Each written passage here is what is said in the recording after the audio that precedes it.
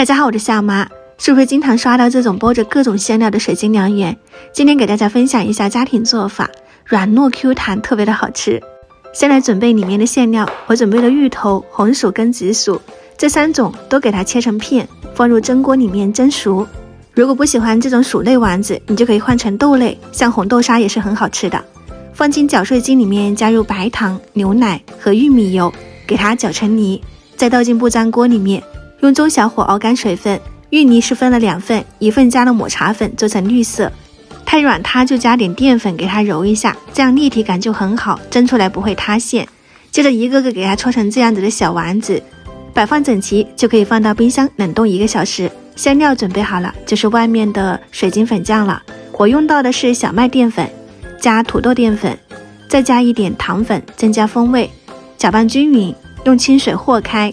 小麦淀粉就是我们平常洗凉皮沉淀下来的那层粉浆，里面加点土豆淀粉也能搞定。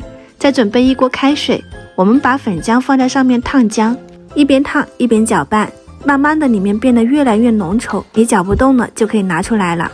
如果下面的水不够热，你就再烧开，直到成这种蛋白霜的状态，质地非常浓稠就搞定了。工具就用家里这种不锈钢的平底盘，底部抹上一点食用油，就开始裹馅料了。粉浆如果吸水变干，你就加点清水和开，就和之前是一样的质地。我们用牙签、竹签插上馅料，裹上粉浆，摆上底盘，像这样就全部搞定啦。水开上锅，蒸上5到8分钟，熟透后出锅，淋上1碗冷水降温，慢慢的你就可以看到它越来越透明，水晶凉圆就制作完成了。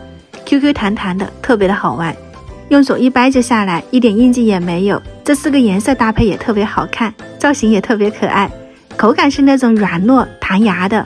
如果你也想吃，可以点赞收藏起来，在家里面试一下。